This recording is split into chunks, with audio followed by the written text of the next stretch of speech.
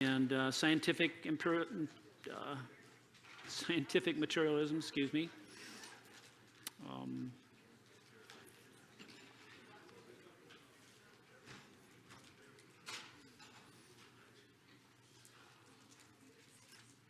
So back to materialism. So matter is all that exists. Everything is just the world. It's the universe.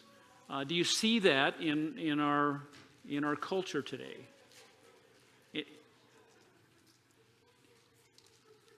Can you believe that and believe in God at the same time? Yes. In what sense then? I'm thinking more on your chart of the deism. Okay. So there could be a God, there probably is, but he's not involved in my affairs or our. Yeah. But technically, then you're saying that the matter is God. For all pragmatic, yes. Yeah. Absolutely. Yeah.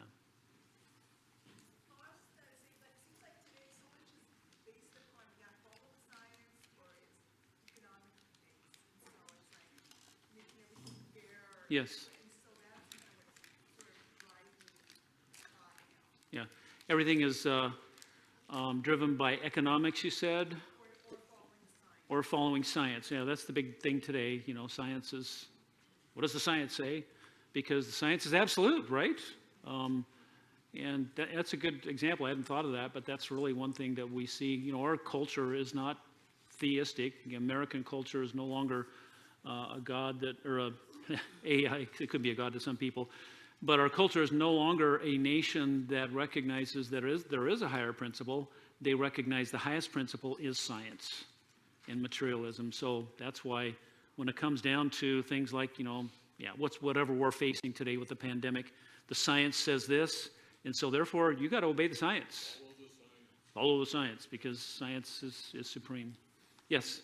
I think Percy said also that the Christians ought to be kind of excited with science because science is digging into God's creation. Yes. Yeah, and that's the answer for us is if, you know, when we talked about that earlier, I think Becca brought that up, some scientists who follow the evidence and they see the evidence for God there and they don't suppress the truth. That's the thing. We can help people to see. Don't you see the order and the design and the beauty that is there and the power that it took to create it? So, yeah, materialism. Carol. Yeah, I was going to say that the whole, the fear that we see now with all the global warming and pandemic and whatever, they don't see that God is in control. And so, you know, it's like, it's all up to us to fix it. Yes. And it's just panic. You know, if we don't change things by whatever year, then it'll be too late and the world's just going to burn up. So what Carol said was the fear that we see today is palpable about global warming, for instance, that we've got to do something. If we don't do something today, you know, in an X number of years, and you know, it was 12 years a year ago, wasn't it? I don't remember what it was, but it's just that we have to do something. We have to fix it because it's out of control, and that can be a combination of you know, elevating man to a status that he really doesn't have to fix the environment, but we can take care of it. We can be good stewards of it. But the fear is that there's this that things are out of control. Do you see that? Yes. Well, the other piece of that is that we're causing it. Yes. Well, in some cases, we may cause some things. We may, Yeah. But the fear that that drives it, and then of course there's always competing science, right? That's, you know, we'll talk a little bit more about postmodernism. Science drives most things, but then what's happening right now, you've all seen it, with the pandemic. You've got one person who says the science says this, and another person who says the science says this, and another person who says the science says this. So who's right? They all are in what sense, Nate? science rarely produces one answer to anything. Yeah. It's a multitude of opinions. Yeah. Depends. Generally, there's no consensus. Depends on the premises and many things. There are some things that science can be sure of, gravity and various laws that are applied, but when it's something like this, we're told to follow the science, but it's politically motivated by something else. Okay, materialism, got that? All right, hang on to that because it's important. Ultimately, what is ultimately real is matter, just basically molecules and motion. So what does that make man people, by the way? What's that? We're a bunch of matter. Molecules. People have said a meat machine. What's that? Yeah, we're just animals. Yeah, and that's where the worldview doesn't fit, right? There are other things come into play. Marxism. I like the way she puts this. She calls it a denomination of materialism. If materialism is the church, Marxism is a denomination of that church. Economic conditions are the ultimate explainer. So in Marxism, Marx came along and he said, the ultimate thing in the world is, people have to have food, they have to have clothing, they have to have a job, and people have to produce the food and the clothing and the jobs, and there isn't anything more than that. That's the ultimate thing is the economics, and that's all that matters in life is. And then we have some people that don't have what other people have, and so we have to have fairness, and where the idea of fairness comes from is who knows. But Marxism says that that the economic conditions, that's the ultimate explainer of all things. And so think about the former Soviet Union or even communist China today. What is the ultimate in their philosophy?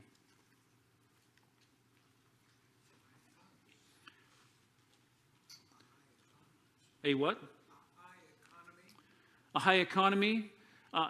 What is the precepts by which they govern everything is, we would use the Constitution in the United States, but we would recognize that came, we recognize in that the presence of God.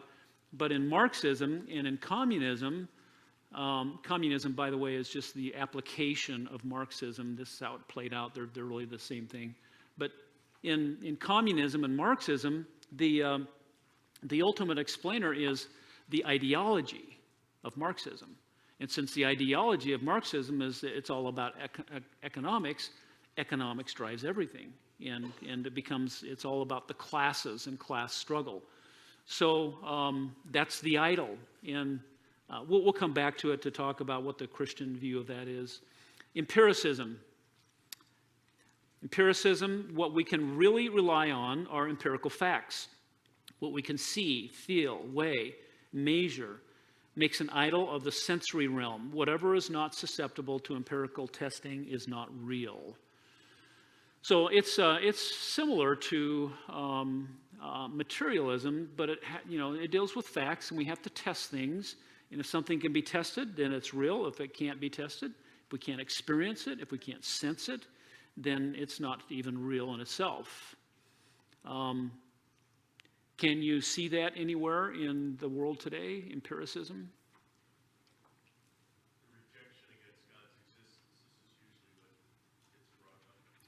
The rejection against God's existence, yes, yeah, because you can't prove him. You can't put God in a box, or you can't put him in a test tube. You can't test him and prove that he exists. So therefore, that inability, what you can really test, that belief becomes the idol in someone's life. Rationalism. The sole source and standard of knowledge are ideas in the mind known by reason. So the total rationalists are in some ways the opposite of materialists, who say that all exists is really what I can think of what exists, and I have to understand through reasoning. The extreme of that is, again, that everything else has to be an illusion. It can't be real, because all I can, because the mind is the only thing that is real, and so everything that's outside of my mind, the problem is you can't test that. She talks about testing the idols. You can't get outside of your mind to test that to see whether it's true. And so rationalism. Romanticism. Anybody know, in your reading or just your knowledge, what was the Romantic era all about? Yeah, art and music, a renaissance of art and music and literature, and that's good, right? But how might those in the Romantic period make an idol of something? When you think of art and literature. Creative mind.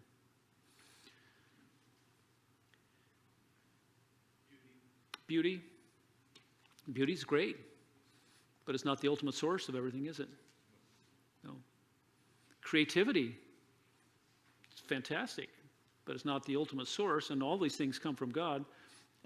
We see this even today, but during the Romantic period, it was noticed that people would, artists would say, talk about, I've got this blank canvas and I'm going to create something. I'm going to create this scene and it's going to be beautiful. And so my artistic abilities, it's almost like the creator and the creation, or a piece of clay or granite, and forming something out of a block of wood that's a piece of beauty, or a block of rock or clay. That becomes the creator and the creation.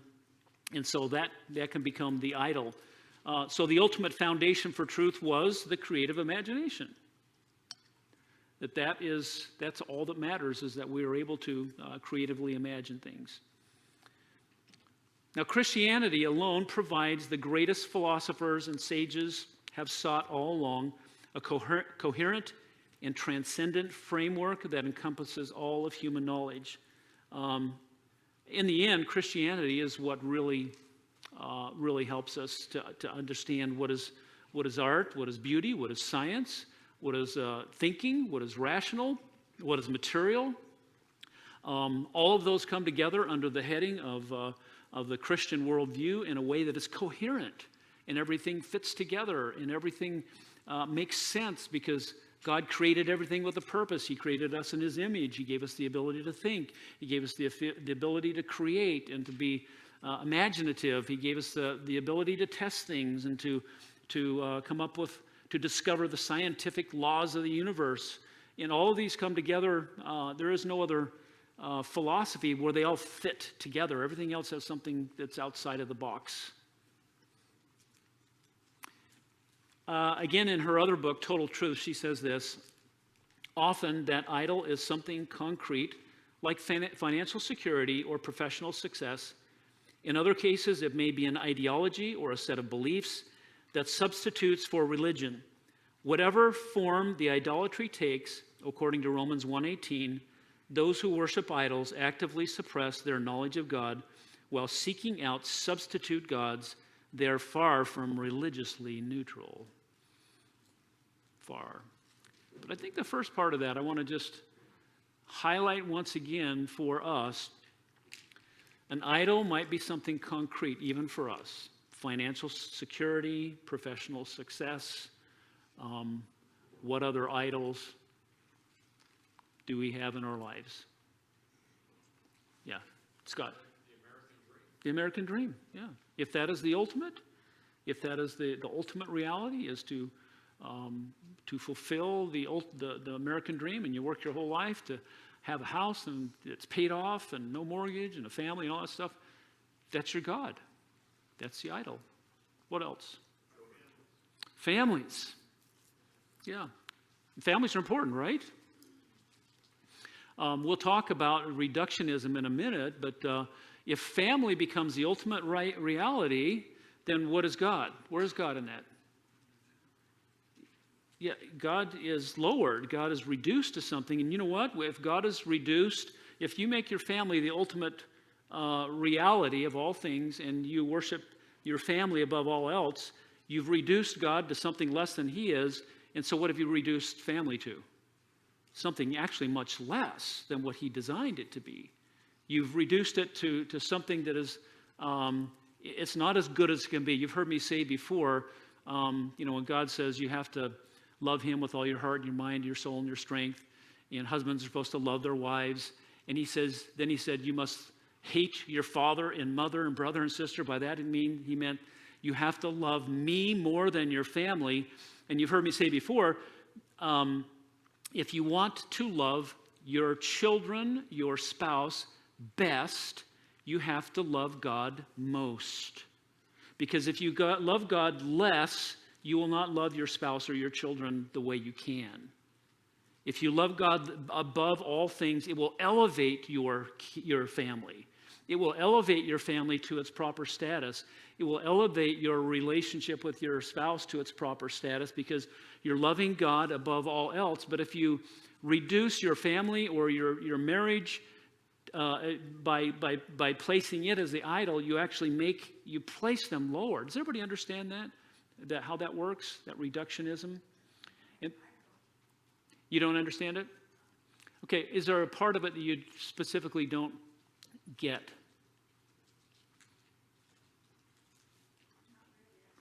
Okay. Well, we're supposed to love God the most. We love God above all else in life. And the reason is because he's God. He's not an idol. He is the very God who made us. And so we are to love him more than anything, more than life itself. So if something comes along, say our family, which is very important, the whole idea of family is something that God created, and it's part of our worldview, and it has to fit into our worldview.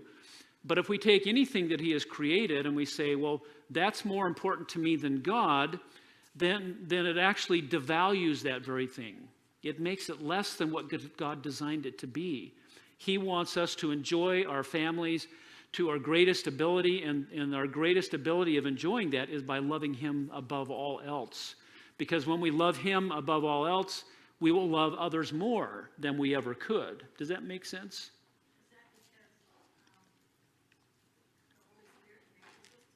Yes, absolutely. The Holy Spirit enables us to do that. And if you are loving, and that's an excellent point, by the way, because if you are loving your family more than God, that's not really what God desires of you, and the Holy Spirit's not going to be involved in idolatry, is he? He's not going to be involved in allowing you to, or sanctioning you worshiping an idol. And so, anybody want to push back on the family bit of it at all? Because it's become, people have talked about the cult of family in Christianity, with the rise of focus on the family, and it was a good thing back in the, 70s or 80s when it first started. It was a good thing. But the, spate of books, there's just a whole body of literature about, marriage and family, and it is almost a cult in some senses, where, family first, right? Everybody has heard that phrase, family first. My family has to come first. We can say that, meaning first in other things, right? Maybe it comes first in my time, or first in my attention during the rest of the day, or something like that. But if it's first amongst all things, then it takes the place of God. You see? Yeah, where's God? Yeah, then where is God in it? If you want to love your family the best, love God the most. And that's the pathway to do that. If you love God less, you'll love your family less. If you love your family more, you're going to actually not love them as much as you could have if you loved God the most. Does that make sense? Okay.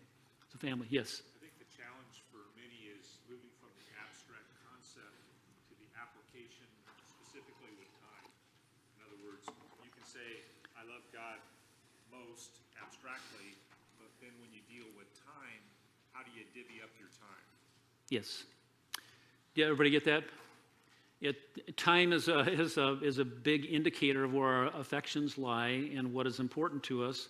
And if we say abstractly or as a principle, I love God the most, but then we don't demonstrate it in our time, then might belie the fact that we don't love him the most.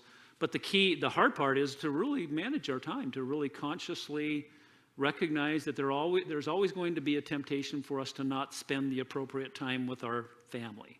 Always. Because there's always something else to do. And there's always something that might be a little more fun at the moment or a little more self-satisfying. And so that's part of worshiping. That's part of putting God first, is sometimes we have to make sacrifices for our family and for Him. Toller? I guess the principle of limitations plays in here. Time is limited. Love is not limited. Yeah, God's love is not limited. Ours is. We can only love so much, but that's why we need to draw on His love. Because if we're depending upon our own love, we're going to disappoint some people. Because what happens with that love? I mean, does everybody feel the same way about the people you love today that you felt 5 years ago? It grows or it wanes, right? Do people fall out of love? Yeah, we don't want to get into a long discussion about love and what it means, because the ultimate biblical love, of course, is agape love that we choose. We have the ability to choose to do that because God made us people with a will and a reason to be able to understand that. But the idea of just feeling like you love people, boy, I tell you what, that comes and goes all the time for all of us. So we can't trust in that. It's a good thing. Affections like that are good, but we just can't depend upon it, because, believe me, as dealing with people with marriage problems over the years, when usually in the first session, the first thing that they say is, I don't love her anymore, or I don't love him anymore. I've heard it so many times, it's like, yeah, so what else is new? That's life. People fall in and out of love, yes. So I think part of it is we have to remember that where the calling to love God first has to be the same for all believers. Yes. So whether it's, the person who's not called into marriage, or the person who is not called to have family, they're infertile or whatever, they are still, all believers are called to love God first. Yes. So we can't, in some factions, put anything else above that, because that's not the biblical calling. Yes. Well put. I think that's very, very correct. And everybody get that? Not everybody's called to have kids. Not everybody's called to be in a marriage relationship. And so the biblical call to love God above all else is for all believers, not just those in marriage and family. Is that correct, what she was saying? Yes. So, yeah, it applies across the board to all of us. That's why Paul said, remain in the condition in which you were called, when he's talking about being married and being unmarried. And he was not married, and he said, for me it's better, and because I can devote my time undivided to the Lord. So, okay, any other thoughts about family here? I want to make sure that people are not misunderstanding that we're not in any way saying that family is not important and marriage is not important. God wants the best in our families. He wants the best in your marriage. And the way to have the best in your relationship is to put God first. And if we put something other than God first, then it has replaced Him. And that's what all this is simply about. We don't want to replace God. Whenever we suppress the truth and we make an idol of someone or something, then we have suppressed the truth and things get out of kilter and they go the wrong way. And usually it's the other way around, though, isn't it? People don't really put family first, even Christians. And time, like Doug said, is oftentimes an indicator of that. What you spend your time with can be your God. What about someone in ministry? Tell you what, I've had to struggle with that. Ministry is a tough life and very busy. Can that be an idol? Yeah, absolutely. Yeah, it can be an idol. And so someone who has a business, or someone who has a job that they really love, or a hobby that is just very satisfying to them, sometimes those are the things that really take away from the family. Sometimes, yes, people put family first, but a lot of times it's the other way around, isn't it? That something else comes before family. So, we square there? You good? Okay. Principle 2, identify the idol's reductionism. That's just exactly what we've been talking about.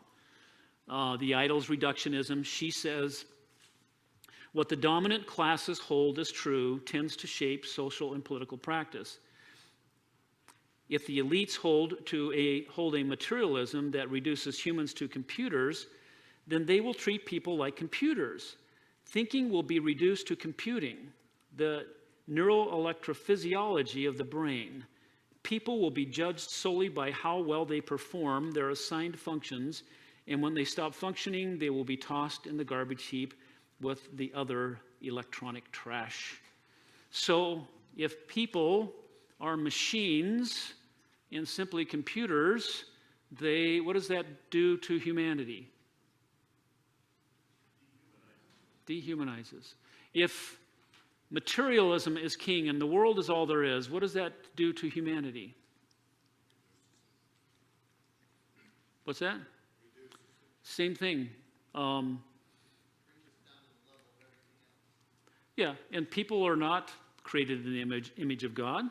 They don't have value. They don't have intrinsic value like that. And so you can see where ideologies like Nazism and socialism they're atheistic, and evolution is at the base. And so what are human beings? They're expendable, and they're devalued. They're dehumaned.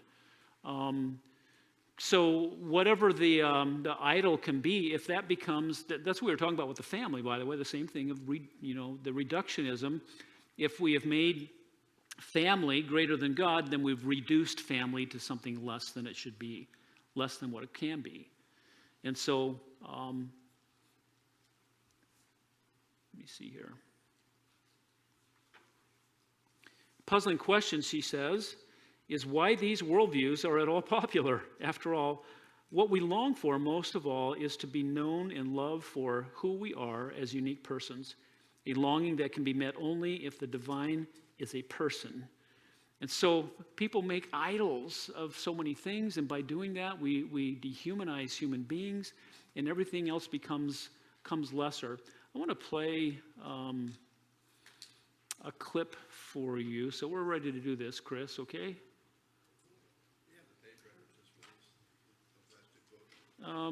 I'll get them for you.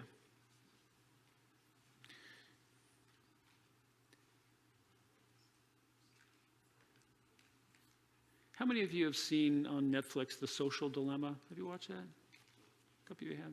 We'll play a clip.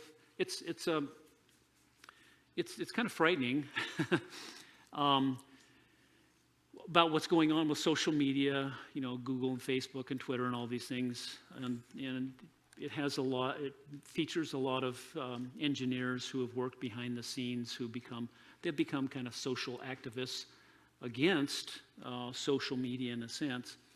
And so they raise the alarms, but it's important to understand the worldview that they're coming from too. Even though they're saying about social media something negative about it, you have to understand they're not coming at this from a theistic biblical worldview. They're viewing it in a different way. So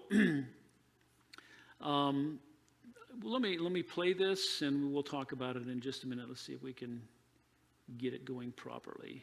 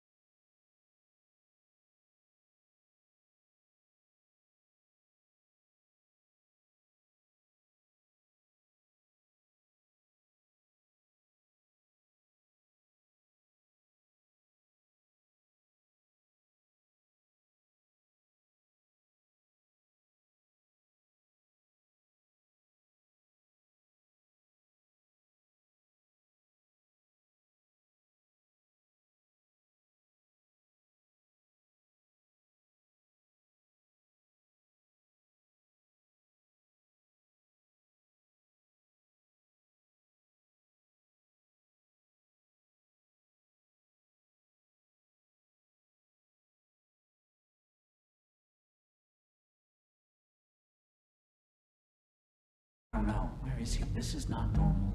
Did I overwhelm him with friends and family content?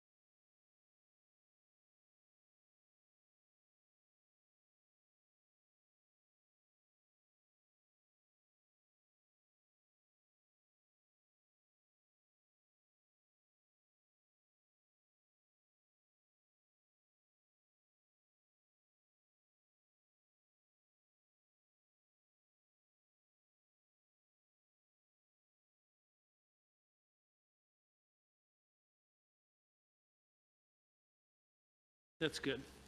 So I apologize for the being out of sync a little bit. So in our current discussion, those of you who have maybe seen this before, do you see this a little bit different now, maybe? What do you think? How do you evaluate this from a Christian biblical worldview? How do we, do we see idols? How do we test this idol? What are the reductionism? What is being reduced? What do you see? What do you see? Nate. Got the advantage of having seen this whole thing, but the reductionism is the humans are no longer the customer. These algorithms view us as the product to be sold to others, so it's really taking our humanity out of it, our dignity out of it, our intrinsic individual value, and we're really boiled down to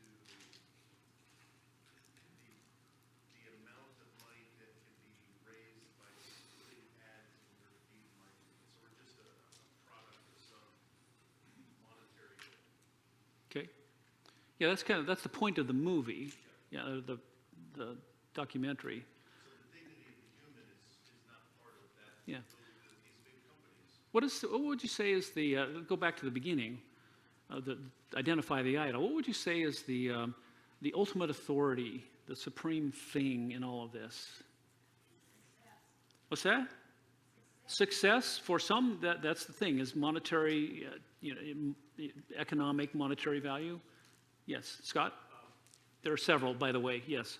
The ends justify the means. Okay, so Truth doesn't matter. ethics of it, yeah, You're selling opinions, you're selling emotions yeah. to get a response. Pragmatistic, yes. What else? What do you see as other idols? Technology, yeah. What aspect of technology is the idol here? Computers? The software behind it. Software behind it? Did you notice that? I think I cut it off at the end. One of the guys says most of the people that work at these places, they don't even understand what's going on. Chris, yeah. The French philosopher Jacques Ellul called it technique, which is the placing of efficiency over all other virtues. Yeah, technique. That's where technology comes from. Did you notice the one guy, after they showed the picture of the ape, the one guy said, we haven't evolved very much. And then the next guy said, this hardware has not evolved. Did you catch that? So what's the idol there? What is the worldview? Yeah.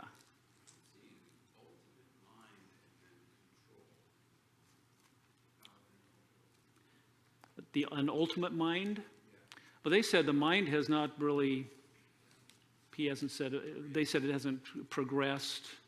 But this materialism, to be sure, right? Because if basically saying we're computers and we have not kept up with the technology. There's a computer that has outpaced us because computer abilities are growing exponentially, and man is not evolving as quickly as computers are, and so we're just meat machines. Tara.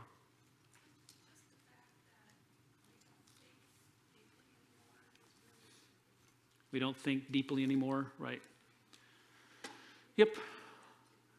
We have to, and we have to evaluate things like this as well. It's making a great point, but you have to understand the world, even the worldview of the people who have made the documentary. They're warning everybody about the dangers of social media, but their worldview is askew. Even their worldview is materialistic, and so that's where they borrow from Christianity. Well, this is injustice. This is wrong.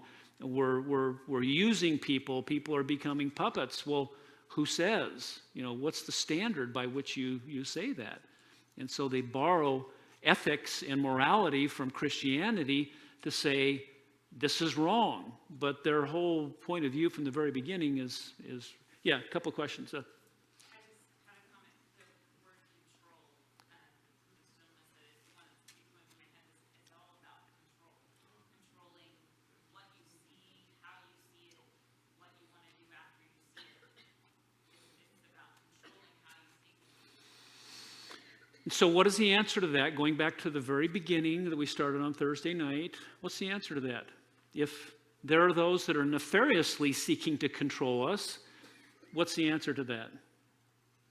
Going back to what we began with on Thursday night. What's that? Our biblical worldview, and renewing the mind, and recognizing that there are some philosophies that are consciously going to work against us, and if we're not thinking deeply and not aware of it, we're going to be caught unawares. Even watching this, again, watching this documentary, you can get scared about social media, but then go back and watch it again, and where are these people, where are they coming from? The people that are raising the alarm, they don't have a biblical worldview either. And so I haven't finished the end of it. What is the answer? Is it just raise the alarm? That's all it does? There's no answers?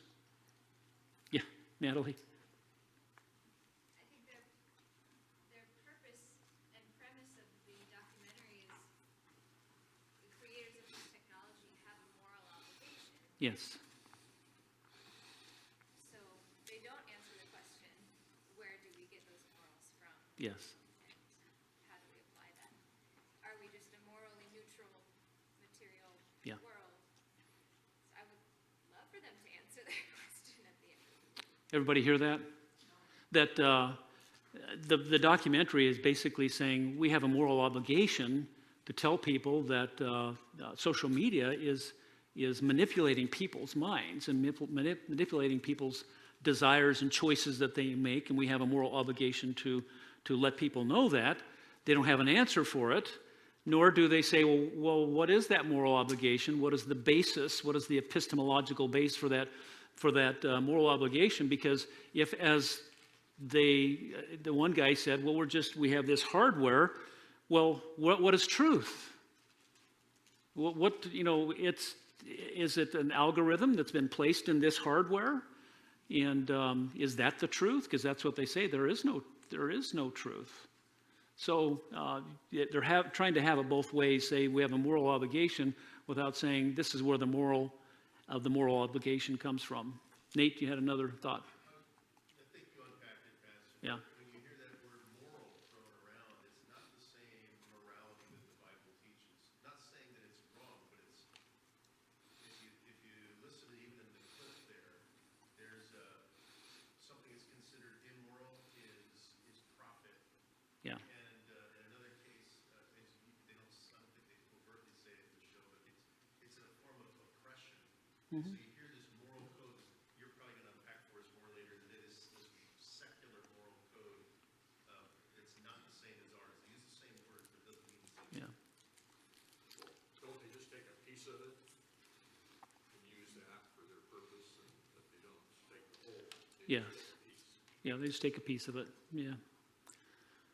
So it's very eye-opening, and again, it's so good for us to evaluate these things according to, well, is there an idol? What is the supreme authority, the ultimate reality that people are appealing to? On one side, it's technology is everything, and others are saying, well, it's basically the material world in which we live in, and our minds are just hardware that need to evolve so we can think more. And so does that mean we will evolve to a point where this isn't even immoral anymore? Will we get there? By the way, there is a little bit of a difference between morals and ethics. Morals come from God, basically. There's a morality of what is right and wrong and true in every sense at all time. That's what moral truth is. But ethics, and they're oftentimes used interchangeably, morals and ethics, in philosophy, but ethics can be a little bit different.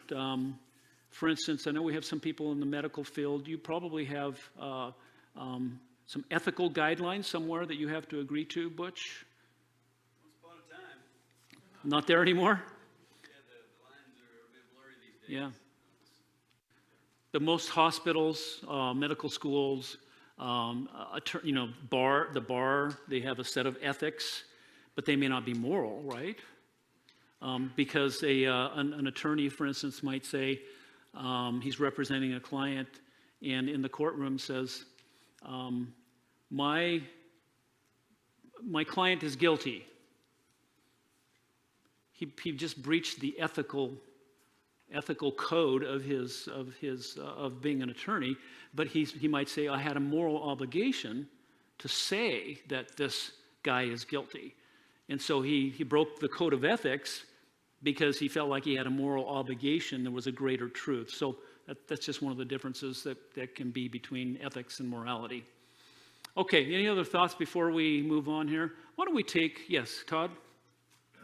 Right at the beginning of that, when they were talking about the hardware and showing the Natural History Museum, wherever they were, Yeah. isn't that just kind of a soft slap at evolution? A soft what? Slap at evolution. At evolution? Yeah, we haven't come from this to this. The hardware hasn't changed. Yeah. Yeah, there's an acknowledgement of evolution, though, that, but it's interesting because the slap, I guess you'd say, is it's not keeping up with technology. That's what they're saying. This evolution is not keeping up with this evolution. And so, obviously, the next step is AI. That's what they're talking about, these artificial intelligences that are thinking for us and learning, machine learning. That's what they're talking about.